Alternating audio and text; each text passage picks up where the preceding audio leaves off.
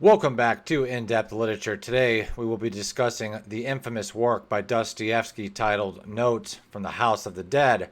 Now, this is one of the most fascinating and compelling early works of Dostoevsky because we cannot discuss Dostoevsky's more famous, more well-known later works, or really any Dostoevsky work or anything about Dostoevsky in particular, without remembering what Dostoevsky went through during his time of writing The House of the Dead. This was published in 1860 and documents Dostoevsky's involvement with the Petrashevsky Circle, which was ultimately what caused his arrest. Dostoevsky, during the early time of his career in the late 1840s, got involved with these individuals who were known to be anti-czarist sort of political figures.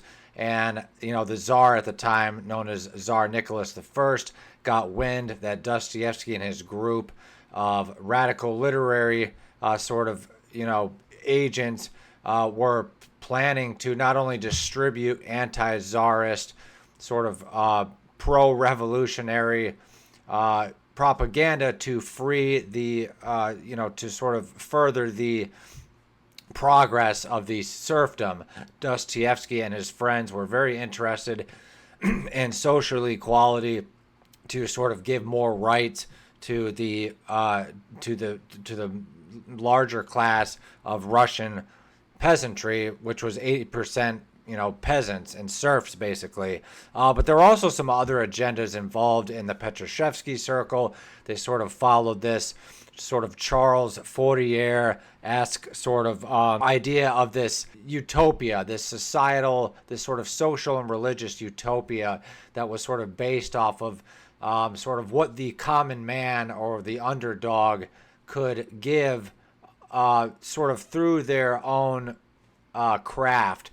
This sort of idea of pleasure-based labor, if you will, that a society can function better on an emotional and a spiritual and sort of a political level if everybody that is involved in this sort of said utopia, socialist utopia, is involved in it in a sense of contributing something that is worthwhile to them. Sort of this idea of pleasure-based labor, specialized labor in order to fulfill not only the personal needs or what that person can best sort of contribute to society, but also how having that sort of what's the word I'm looking for? Having that sort of infrastructure, labor-wise, in society can lead to a more fair society. Now, I'm not exactly sure where Charles Fourier was going with that, but he was one of the early inventors, or at least sort of proprietors of this utopian society, that goes all the way back to other figures during the Renaissance, where sort of nowadays we're familiar with the dystopian novel, the George Orwells, the Alex Huxleys, and so on and so forth. But really, that whole genre sort of stems from utopian sort of literature, which is where some of these sort of political and religious social movements began that are related to sort of the Petrashevsky Circle that Dostoevsky was involved in. Now, around the time of Dostoevsky's early novels, he did publish some short stories. He wrote Poor Folk. He was getting a pretty, rather prestigious reputation in Russia at this time. But around the late 1840s, Dostoevsky had not only gambling problems, but he had some social problems, and he was wrestling with sort of religiously and morally and intellectually, socially, what's the best path forward. So Dostoevsky, being more of a nobleman, being a more educated, upper class, literate type of figure, Dostoevsky was kind of torn between the two different worlds. He wanted to help the serfs, sort of in the vein of, Leo Tolstoy perhaps, but sort of being a nobleman, being upper class, he was sort of limited not only to his understanding of sort of the plight of the serfs and the severely impoverished, but also not giving in and sort of wanting to work his way up to, an aristocracy or something. Dostoevsky was very much a product of his time as well as a product of his own social standing. So he, was well aware of poverty. His parents were, extremely poor growing up. But Dostoevsky did go to school. He did, was able to acclimate some titles for himself. He was able to hold decent positions, and obviously he became a writer, and that helped him to solidify his reputation and to sort of open up his social world further than it would have gone. Now, Dostoevsky did spend time in the military as well. I think after his... We're getting a little ahead of ourselves here, but we have a lot to discuss in this Dostoevsky book. And I will say, going back to why the House of the Dead is important for me personally and socially into the history of Dostoevsky, it's definitely one of the more approachable Dostoevsky works. I'm surprised that a lot of people have either DNF'd it, just did not finish it, or they, for some reason, forget about it, or they gloss over it, they glance over it. But it is extremely well written. Sort of like John Gardner talks about when we were discussing a few weeks ago, the ability of a writer to sort of propose this continuous dream that sort of that completely envelops you in its surroundings, mentally, spiritually, and emotionally. That will definitely happen to you as you read The House of the Dead. Now, interestingly enough, we've got a lot to discuss here as far as the background and the political, social background, and also just the novel itself. But The House of the Dead by Dostoevsky is more of a memoir, but it's not the traditional memoir of being 100% autobiographical. And it's said that, during this time, Dostoevsky had undergone so much trauma and stress from his days at the Siberian prison camp, as well as what took place slightly prior to that that we'll discuss. But that a lot of it he had sort of blocked out or sort of repressed, and what we're left with is what we read on the final pages of The House of the Dead. But more importantly, before you read Brothers Karamazov or Crime and Punishment or The Idiot or Demons or even Notes from the Underground, I would definitely say that you should read House of the Dead before you plan to embark on any of his other major works. Obviously you could read Poor Folk or White Nights or some of his short stories, maybe some of his smaller novellas like The Double or Notes from the Underground. But it's can't be disputed that Dostoevsky's House of the Dead pretty much informs not only historically and morally and emotionally and sort of philosophically Dostoevsky's worldview, but it informs all his other novels. We would not have Crime and Punishment without The House of the Dead, or at least without his experiences documented in The House of the Dead. So let's fast forward a little bit to give you guys a little bit more of a rundown. In 1849, Dostoevsky is tried and arrested for his involvement in the Petrashevsky circle, as we stated. When Dostoevsky was initially arrested in the Petrashevsky conspiracy, he was locked up in the Peter Paul fortress for about a year. Now, it's also brought to Dostoevsky and his friends' attention after they are arrested for this political conspiracy. Basically, to make a long story short, there's an individual in this group by the name of Nikolai Speshniov that is considered a radical among radicals, and that is partially, not completely, but that's kind of what that was like the icing on the cake for Tsar Nicholas I. And when he found out that Dostoevsky was involved in this radical individual named Nikolai Speshniov, that led to the arrest of Dostoevsky as well as the rest of the Petrashevsky circle. And they were basically worried that, not only was the Petrashevsky circle sort of creating and distributing anti-Tsarist, sort of pro-revolutionary anti-autocracy literature, but that they were also planning sort of this political coup to overthrow, the autocracy of Tsar Nicholas I.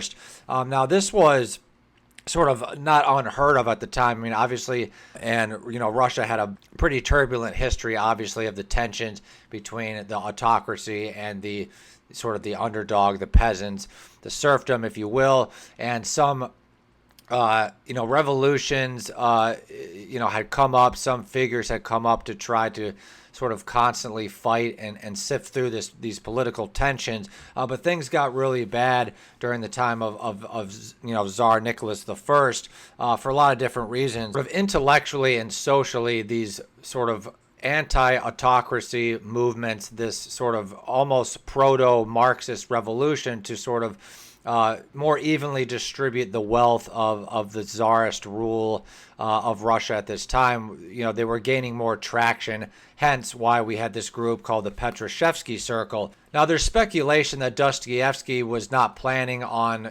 following the extremist acts of Nikolai Speshniov and some of the other sort of revolutionaries that were in this group, but it's no doubt that Dostoevsky was aware of their ultimate goal. He was aware of sort of their goals philosophically, spiritually, and morally. And Dostoevsky almost underwent during this time sort of a pro-revolutionary, anti-czar, opposing autocracy sort of mindset, and sort of a process that he went into throughout this early career. Maybe he would have gone eventually, or he could have possibly, if fate had it, he would have became more of like a sort of more of a socialist, political justice sort of seeking writer like Leo Tolstoy, perhaps, or some of the other Russian writers. But what ends up happening to Dostoevsky, we'll talk about this more towards the end, is that he sort of metamorphosizes and he sort of abandons a lot of his earlier sort of anti-czarist, even anti-religious, even sort of ideologies, and he adopts more of a conservative, oddly enough, sort of religious, morally upright viewpoint, which differs dramatically from not only his own original sort of ideas during the time of his involvement with the Petreshevsky Circle, but obviously it differs from sort of Leo Tolstoy's more I guess you could say humanitarian social justice sort of endeavor. Dostoevsky, by the time all this is said and done, we'll talk about that more at the end, Dostoevsky sort of emerges as more of a promoter of sort of Russian identity in the context of the social structures that he once sort of protested against, such as the Tsar, such as the Orthodox Church. And like I said, Dostoevsky was young at this time. He was gambling a lot during the time of his involvement with the Petreshevsky Circle and during the time that he experienced the ordeals of the House of the Dead. Now, like I said before, interrupting myself, I do think there was speculation that Dostoevsky, like I said, he was sort of in the heat of the moment. He was under a lot of pressure from his young peers, but there's no evidence to suggest that Dostoevsky was going to, follow Nikolai Speshniov and sort of, follow suit with this complete sort of anti-czarist coup. There's no evidence to suggest that Dostoevsky had any plans to do that, but he probably sympathized with some of these individuals. So basically, to make a long story short, as we said, if that's possible on this channel, Tsar Nicholas the First or his sort of entourage, his cronies, had Dostoevsky and Petrashevsky arrested, and some of the other figures, and they were not only arrested and tried for political, espionage and betrayal, but also they had a mock execution. Unbeknownst to Dostoevsky and his friends, obviously they were not aware that it was a fake execution, but that was part of Tsar Nicholas I's sort of titillation punishment tactic, was to put the poor Dostoevsky under a false pretense that he was going to be executed. Though, unbeknownst to him, as I said, he was pardoned the night before, and then as they, covered his face and tied him to the poles, they basically, at the last second, commuted his sentence to 4 hard years of political hard labor in Siberia, followed by, I think, another 5 or 6 years of military, sort of mandatory military commitment that Dostoevsky was meant to undergo.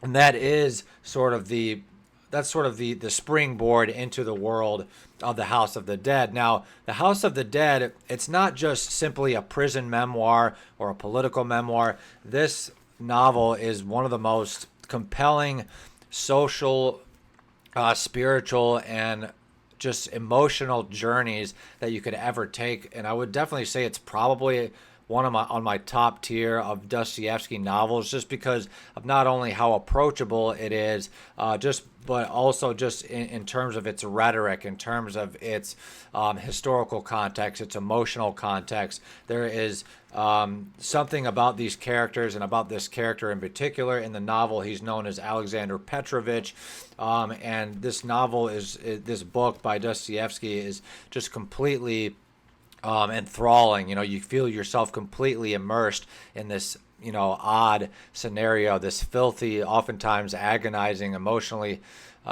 distraught setting of all these prisoners being crammed into these labor camps, and all the things that they have to go through, their relationships with the guards, their relationships with each other, and the relationship or lack thereof of society. And every single inmate sort of has his own personality. Every single inmate sort of has his own moral compass. Every inmate and person in this novel has sort of their own goals and agendas, and there's no one inmate alike. And going a little bit further, we'll discuss more of this as this video unfolds, is that this sense of humanity that exists under these appalling conditions, or the sense that humans, men, women, prisoners, whoever, can find humanity, can find joy, and also not only that, but can find love and companionship, despite how filthy or depressing or oppressive their political, imprisoning environments may be. And Leo Tolstoy was a huge fan of this book, just in terms of its sort of political and moral, spiritual rhetoric.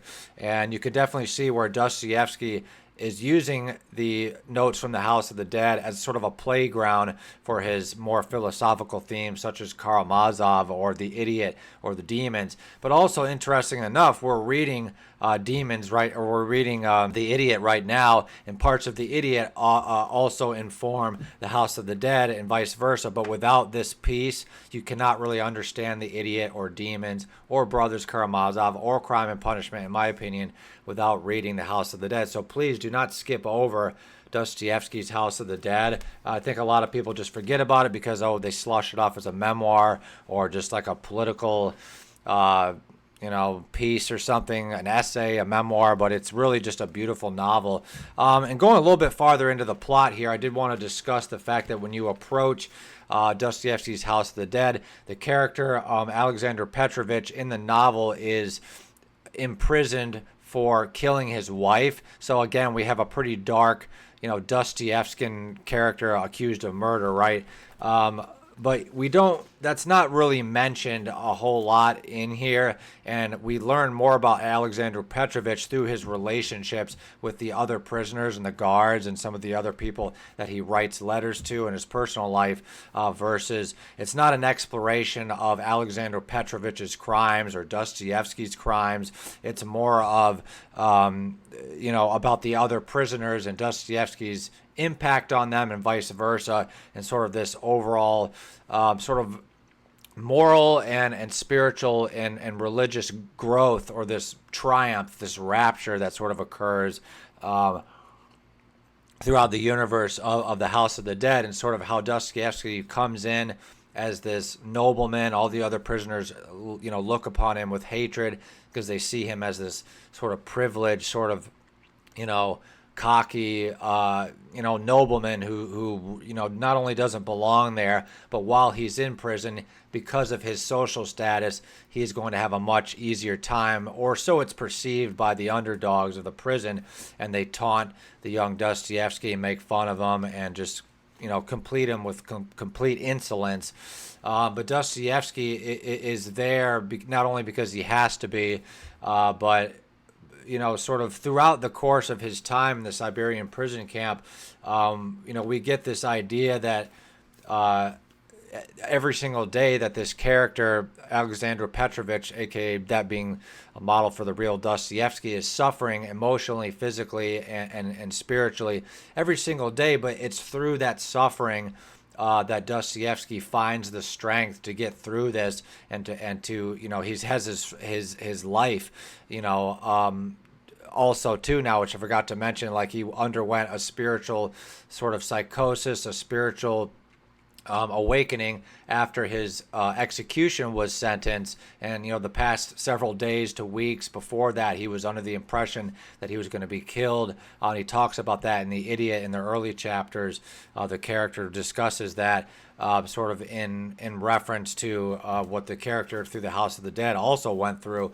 And not only does he sort of overcome his close encounter with death, but the Siberian prison camp, as Dostoevsky referred to as one of the most soul-crushing experiences of his life.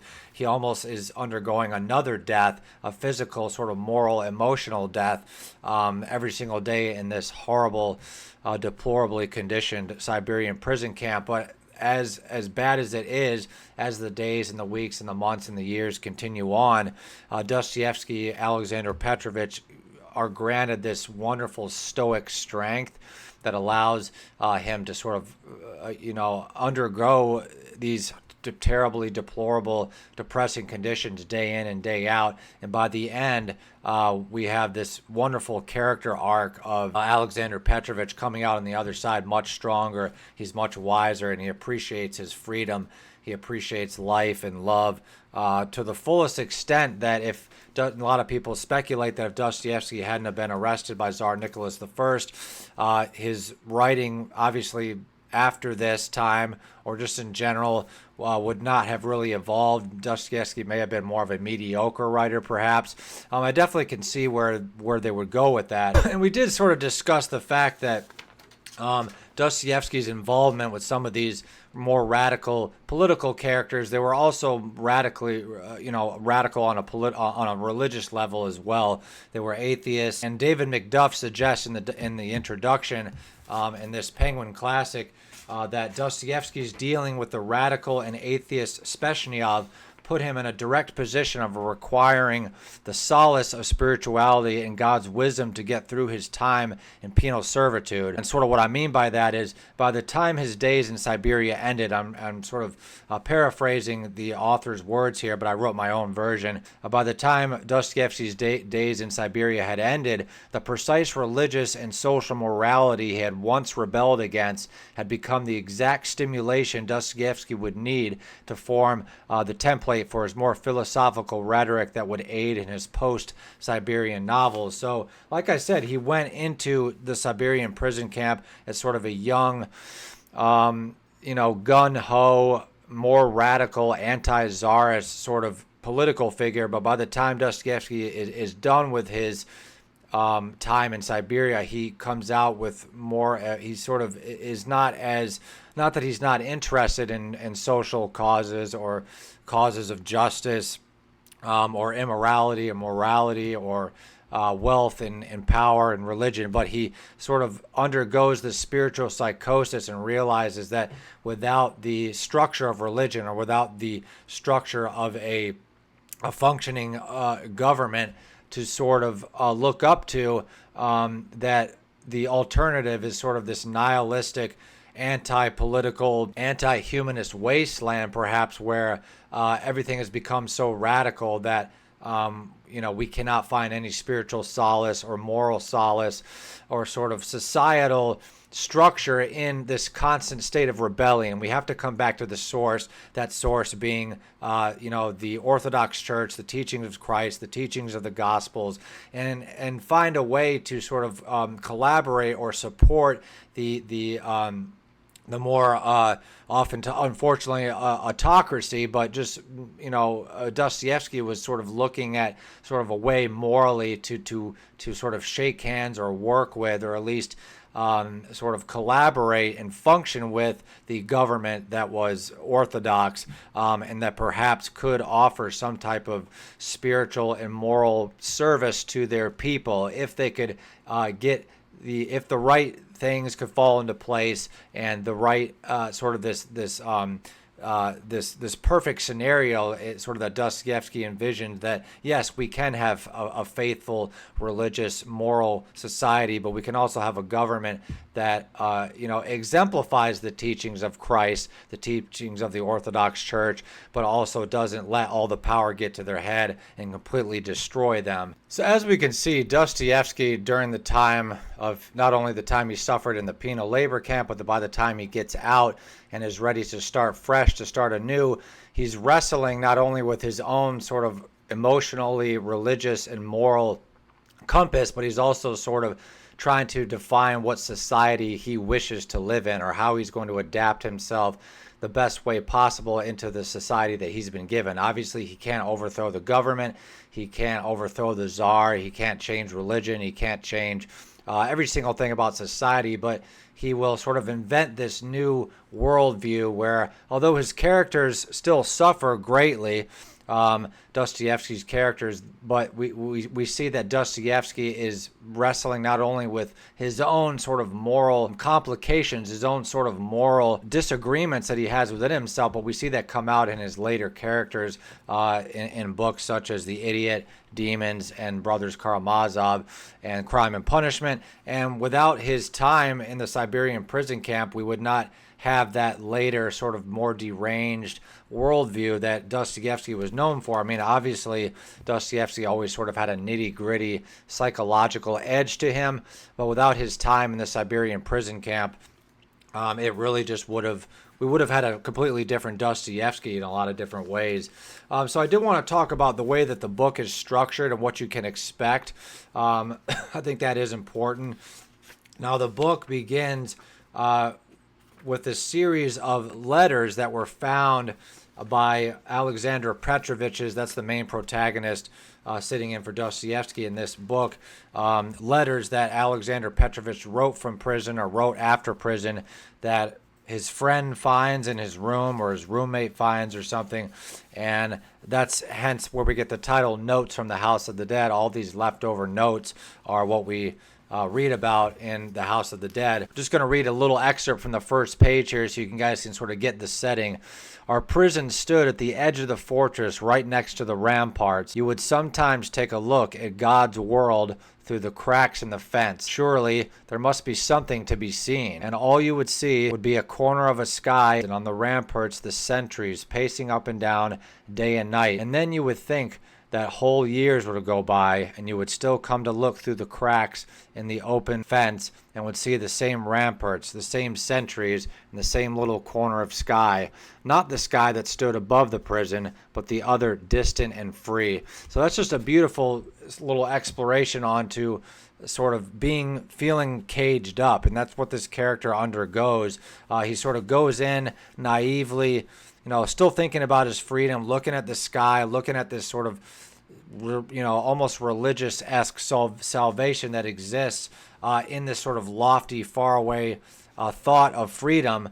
But as the novel progresses, he gets less and less concerned with that, and he's more concerned with his day-to-day toilings, his day-to-day operations, how he's going to exist and what he's going to do with this newfound life that he finds himself in. And obviously he makes a lot of different friends in the prison. He makes friends with some of the guards, and obviously a lot of them treat him with insolence and with resentment, but he often says throughout this novel that some of the cruelest men in the world, oddly enough, have a really soft, wonderful, giving feeling side to them. Dostoevsky was shocked and surprised that some of these horrible people actually had small traces of humanity left within them. Now, going back a little bit more to the structure, this will sort of help you guys also sort of know how the novel is structured. The first section is called First Impressions. That's sort of Dostoevsky getting acquainted to the place, sort of getting acquainted to the other people that he's going to be living with. The second edition is called The First Month, followed by New Acquaintances, where we are introduced to a lot of different weird, quirky interesting, fascinating, deranged prisoners. The second section after that is called Desperate Men, which is sort of the disparity that a lot of these prisoners will undergo, or the lengths that they will go. A lot of them try to, get drunk and steal vodka, or they try to sell vodka. Some of them are involved in money lending. Some of them are involved in, all kinds of nefarious activities. And then we have another section called the Hospital, where all these sort of deranged and often wounded, or either physically ill prisoners will try to have themselves admitted to the hospital for long periods of time just to escape the horrors of the sort of the barracks, the Siberian prison barracks. And then, touchingly enough, there's another beautiful chapter called Prison Animals, and that chapter really just kind of blew my mind because it was just so beautiful. And Dostoevsky goes on this huge monologue. Let me see if I can find it here. Yeah, so Prison Animals begins on this chapter here on page 288 rather. And Prison Animals is probably one of my favorites because we learn so much about the humanity of not only Dostoevsky and his time at the prison camp, but also we learn about the humanity and the potential love that these prisoners have for their prison animals in this chapter, and the relationship that they have with these animals. Sometimes they have a prison donkey that they look after and take care of. Sometimes there is a few stray dogs that come.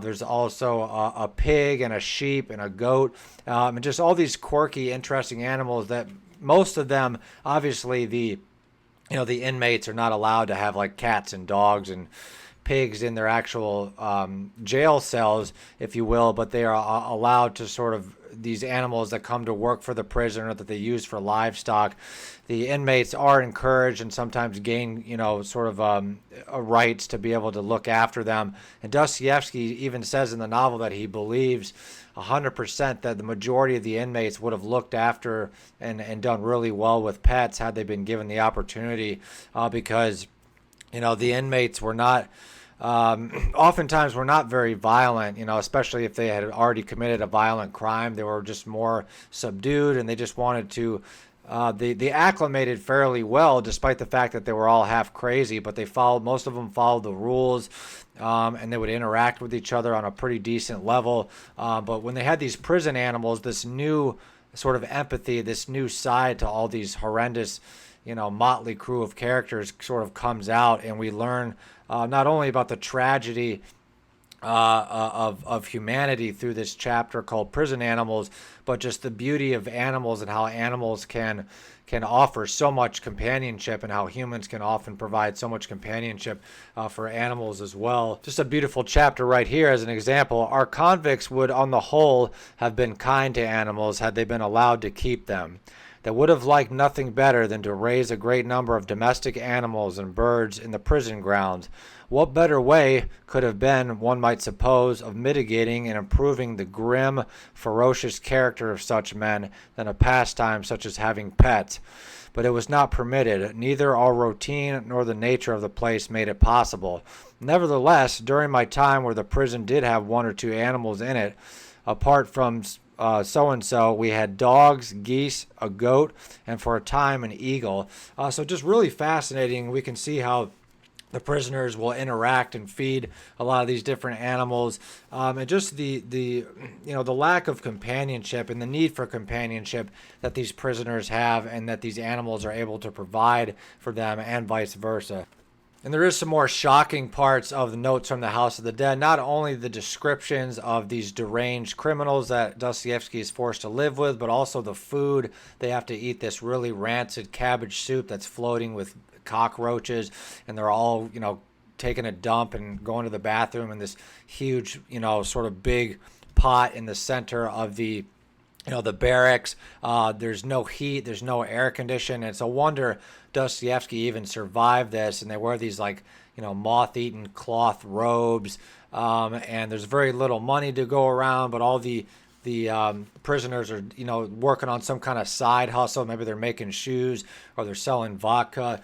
And going a little bit further, there is an even more shocking section that discusses in depth the floggings that take place in the Siberian prison camps if the inmates are rebellious or insolent or disrespectful in any way, cause problems with each other or with the guards. They are sadistically sort of abused by the guards and whipped, and certain guards obviously get a high and sort of a sadistic thrill from hurting the inmates. But also, in addition to that, some of the inmates develop a sort of a masochistic self-abuse, self-flagellation sort of rapture that happens through torture, and they almost seek it out, and that once they've been whipped and abused so traumatically that they sort of morph into this other person, sort of this former shell of who they used to be. And just these really shocking passages about fleas, having to live with fleas and lice and roaches,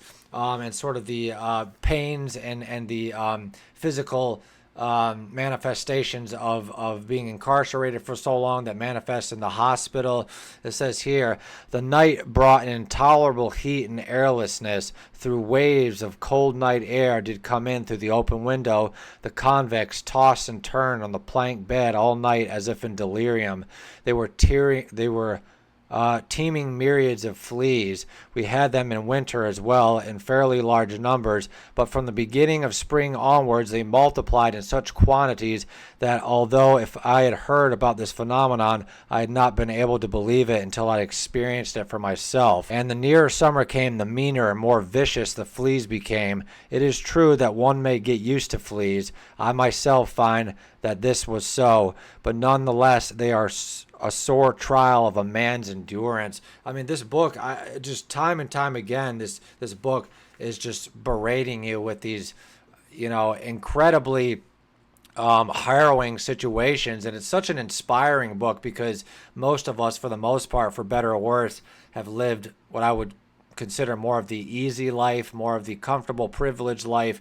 But this book, in fact, almost inspires you to sort of want to suffer. And I think that's the danger, or sort of the downside to Dostoevsky, is that his characters are always undergoing suffering almost constantly on a consistent basis, that, it's not necessarily the most realistic or uplifting sort of life to sort of emulate, but it's so fascinating. And there is this beautiful sense of transformation that inspires you to want to, build yourself back up like the characters in Dostoevsky's novels always do. There's a beautiful passage here about Dostoevsky's relationship with one of the animals. It says here, the dog got fed somehow, slept in the yard, ate scraps from the kitchen, and it was of no special interest to anyone, but it knew everyone and considered everyone its master. He would come around and wave his tail, giving each man a friendly look as he arrived, hoping to be patted or stroked.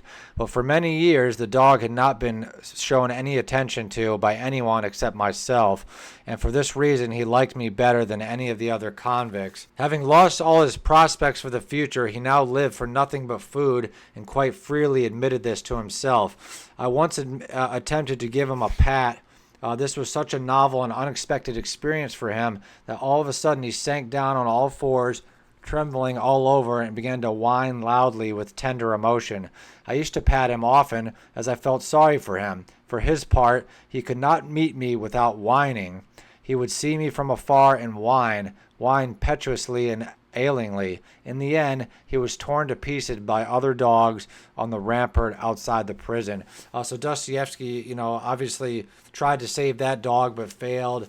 And just these small little moments of humanity that these prisoners are able to grasp in this chaos of existence that exists. And sort of the last section of the book, my annotation here says, all are human, humanity versus the prejudice among convicts. And he goes into this beautiful monologue here, I've annotated it, about just the nature of being a convict, the nature of being the underdog of society, the nature of crime and punishment and hatred, and that however bad these men may or may not be, put all together with other people like their kind, they sort of coexist and they adapt fairly well to this, not only filthy environment that they're in, but this sort of spiritually and emotionally, morally oppressive and repressive sort of environment that these characters exist in.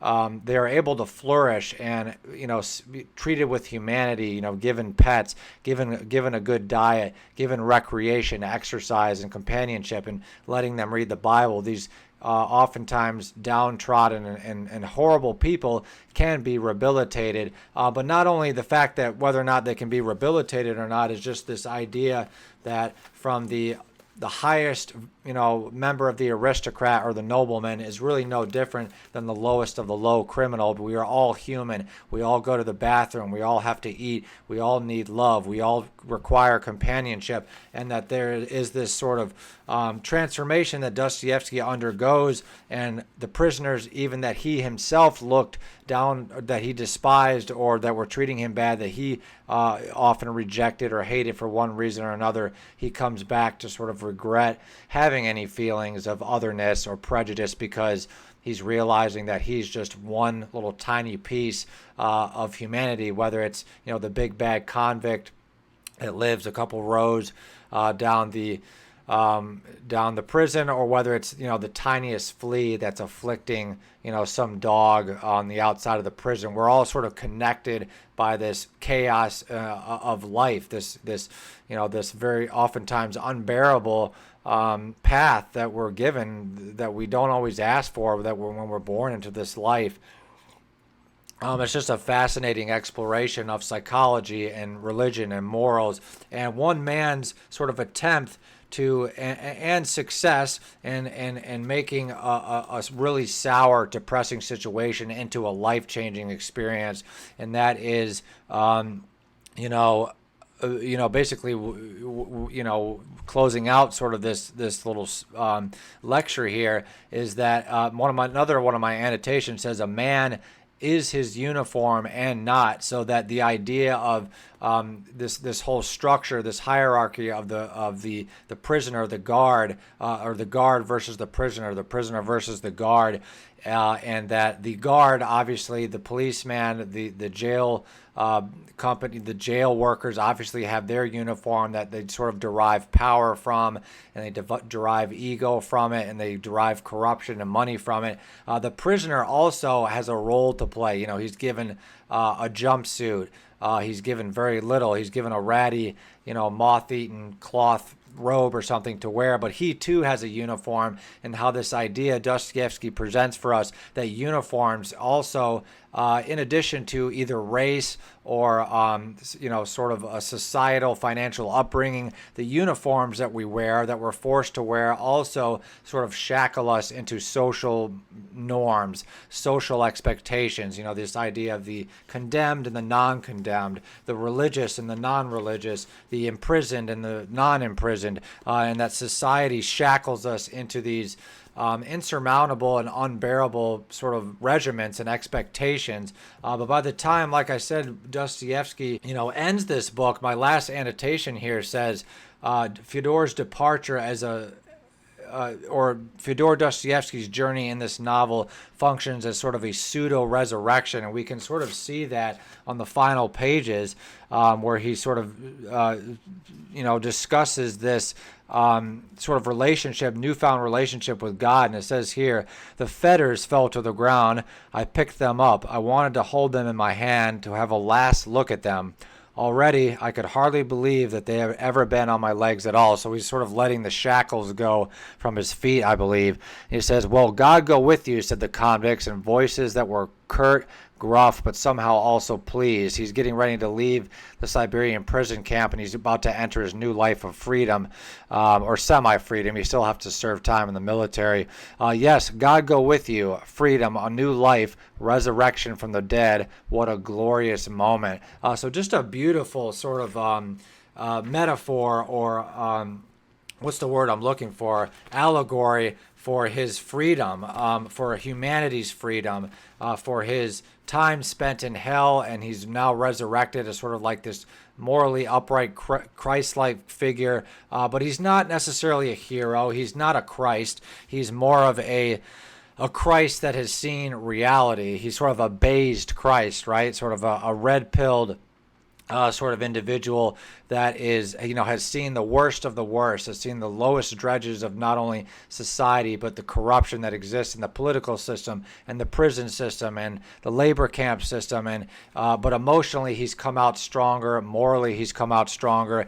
And there's speculation that maybe the oppression and the abuse that Dostoevsky suffered under Tsar Nicholas I at the Siberian prison camp, that sort of forced Dostoevsky into this newfound worldview, and that's why he sort of writes more about, morality and orthodoxy and the importance of Russian identity versus trying to rebel politically or morally or religiously against the Russian society. It was because he was in fear of the Tsar and didn't want to get locked up again. I don't think it was that. I think Dostoevsky legitimately underwent a morally and a spiritually and a religious sort of journey, a transformation, and he realized that he did not want to be sort of this, naive, rebellious, sort of politically driven Marxist type of social justice character. He wanted to sort of, pledge more of his allegiance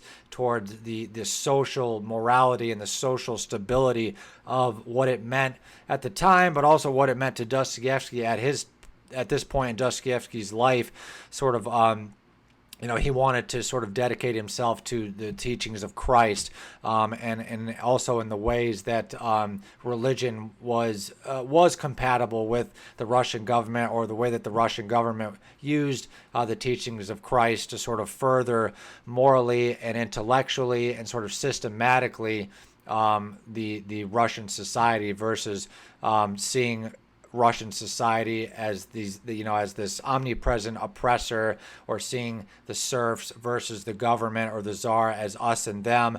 And although maybe he sort of sold out perhaps on some of his more revolutionary anti-autocracy views, Dostoevsky sort of settled on this more sort of neutral point in the middle, perhaps, that sort of benefited everybody, but also benefited himself in terms of not having to go down sort of this, extremely radical sort of revolutionary Marxist sort of position that he maybe initially sympathized with. We get more of sort of a socially conscious and oftentimes what I would suggest is a more realistic approach to morality or social justice or religious justice, and that is sort of all explained for us in the pages of the House of the Dead. I mean, everything comes up in here, whether it's conversation with prisoners and taking care of animals and floggings and abuse and just these really funny, hilariously deranged conversations that take place between Dostoevsky, Ivan Petrovich, and the other inmates, and vice versa. Dostoevsky is still writing letters to some of the people that he knows outside of prison as well, and he's reflecting on his limited knowledge of the world while he's locked up, but he's also sort of planning on how he wants to continue with his life post freedom. And when he finally does find freedom, it opens up the doors to what we'll see in The Idiot and Demons and the Brothers Karamazov. And yes, we are continuing the Dostoevsky project. I will encourage everybody to do that as such, but just make sure you do not skip over the House of the Dead.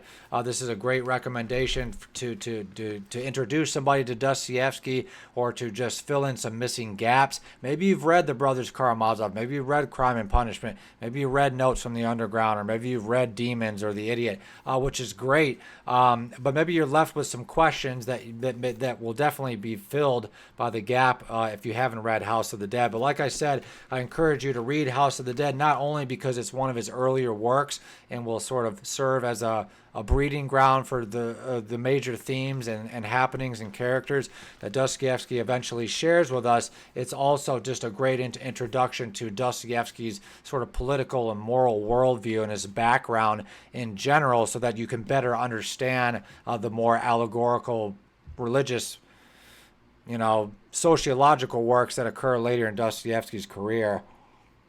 So I hope you guys did enjoy that really all over the place, disorganized lecture of House of the Dead by Dostoevsky. I got to put my annotation back in here. And let me know your thoughts on Dostoevsky's House of the Dead. What part did you, what part in your Dostoevsky, scholarship did you find House of the Dead?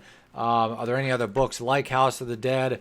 Where do you think Dostoevsky stands morally and politically before and after House of the Dead? We can definitely see the transition from, like I said, his more maybe sort of proto-Marxist social justice sort of agenda that existed with him and the Petresky circle and all these radical sort of figures. But by the time he is sort of indoctrinated into the prison system, by the time Dostoevsky comes out of that, we get a very much different, I would say, Dostoevsky. He's still dealing with themes of morality and punishment and psychology and good and evil, but he's not necessarily taking a real hyper-politicized stance against the Russian government. So why is that? Was he potentially afraid of what he had went through? Was he afraid of Tsar Nicholas I? I believe Tsar Nicholas I's reign ended in 1865, if I'm not mistaken. Was Dostoevsky just kind of waiting to see what was going to happen? Was he constantly wrestling with these themes, or did he kind of sell out under duress because he was, constantly in fear of the Tsar? I tend to think that he sort of just naturally evolved as a writer, as a sort of a politician, sort of as a theologian, as a historian. Dostoevsky, did not choose to go the way of Tolstoy, as sort of more of this sociological approach to freeing all the serfs and becoming more of a saint and sort of giving away all your possessions like Tolstoy did. I think Dostoevsky was much more comfortable dealing with the hypocrisies and some of the inconsistencies that exist morally, spiritually, and psychologically within him, but also within society. So please let me know your thoughts down below. Let me know your thoughts down below. And I do plan to give you all a recap of all the stuff that we've been reading. We've really been covering a lot of material, as you can see here. We got some other books in there we're covering. I do apologize for the lack of uploads, sort of the hiatus. I just had a lot going on, family-wise and mentally and spiritually and physically and all that. But we are hopefully back on a more consistent basis. But as time goes on as well, folks, I don't want to just rush out book reviews and analysis. I want to take some time and read them and do some research and be able to have a couple different angles to riff on like we did in this Dostoevsky video. So thank you so much for watching, and we'll talk with you all again soon.